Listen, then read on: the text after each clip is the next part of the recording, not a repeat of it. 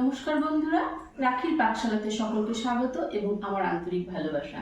বন্ধুরা, আমি আজকে পালং শাক নিয়েছি, কিছুটা খুব কচি পালং শাক নিয়েছি, একটা বিট নিয়েছি, সামান্য হলুদ। এইগুলো দিয়ে কিন্তু আজকে আমি লুচি বানাবো। প্রথমে আমি এই বিটটাকে একটু গ্রেডারের সাহায্যে গ্রেড করে নেব।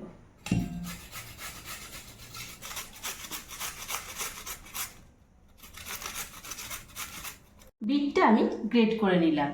এবার পালং শাকটাকে আমি টুকরো টুকরো করে নেব। এটা আমি হাতের সাহায্যে খুব ছোট ছোট টুকরো করে নিয়ে ধুয়ে একটু সিদ্ধ করে নেব। একদম কচি শাক। বিটের মধ্যে খুব সামান্য পরিমাণে একটু জল দিয়ে নেব। হাত দিয়ে একটু ভালো করে আগে চটকে নেব। ছাঁকনির সাহায্যে ছেঁকে নেব।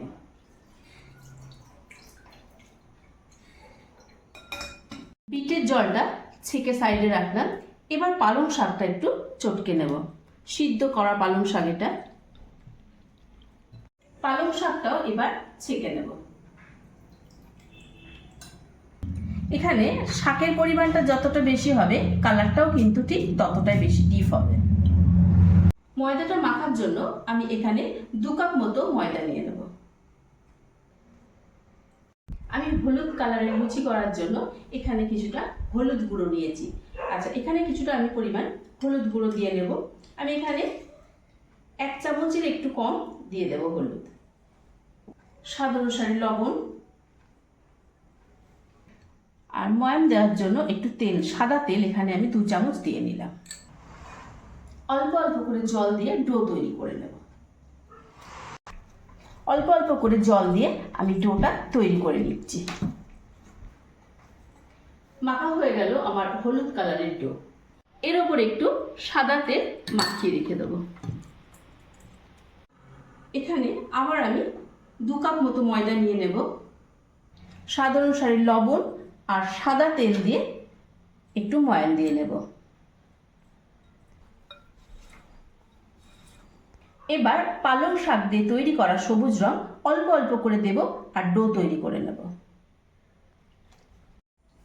সিদ্ধ করে রাখা পালং শাক থেকে যে রসটা বার করেছিলাম সেটা দিয়েও আমার ডো তৈরি করা হয়ে গেল। উপর থেকে একটু তেল দিয়ে দেব। আবার 2 কাপ ময়দা নিয়ে নেব।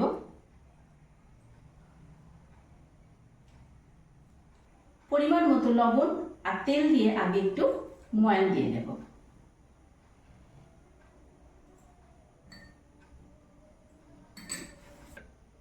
বিটের যে রসটা সেটা দিয়ে এবার ডোটা তৈরি করে নেব। বিট দিয়েও আমার এই যে ডোটা প্রায় তৈরি হয়ে আসবে। এই ডোটাকেও সাইডে রেখে ওপর থেকে তেল দিয়ে ভালো করে মাখিয়ে নেব। এবার 15 মিনিটের জন্য ঢাকা দিয়ে রেস্টে রেখে দেব। এবার আমি এখান থেকে রুটি বা পরোটা করার মতো যে বড় বড় ডো নিতে হয়, সেরকম ভাবে আমি এই ডোটা থেকে লেচি কেটে নিলাম। আমি একটু ময়দা দিয়ে নিলাম, আপনারা তেলও ব্যবহার করতে পারেন, যে বড় একটা রুটি তৈরি করে নেব। এরকম ভাবে আমি প্রথমে রুটিগুলো সব করে নেব। আমি একটু ময়দা নিয়েছি, আপনারা তেলের সাহায্যেও এরকম করে আগে রুটি তৈরি করে নিতে হবে, একটু বড় বড়। এবার এই হলুদ রঙের যে রুটিটা তৈরি করেছি এটা আমি প্রথমে রাখবো। পালং শাক দিয়ে তৈরি সবুজ রঙের রুটিটা, বিট দিয়ে তৈরি যে রুটিটা, এবার একটা সাইড থেকে রোল করে নেব।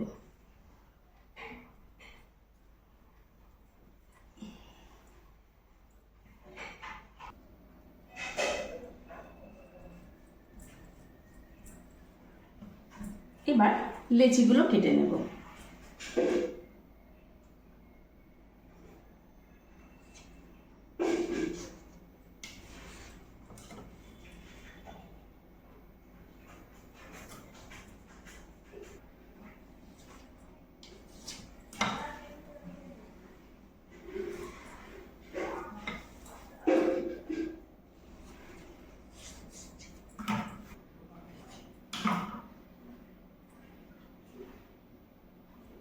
এরকম ভাবে আমি সব লেচিগুলো আগে কেটে নেব।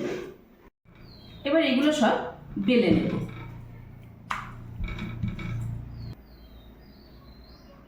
দেখুন বন্ধুরা কত সুন্দর লাগছে। ভাবে আমি সব বেলে নেব আগে।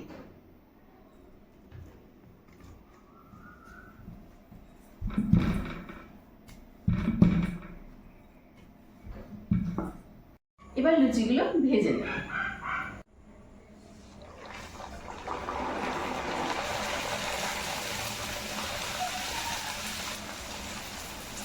দেখুন বন্ধুরা কত সুন্দরভাবে আমার কালারিং লুচিগুলো ফুলে যাচ্ছে। তেল ছাপিয়ে তুলে নিলাম।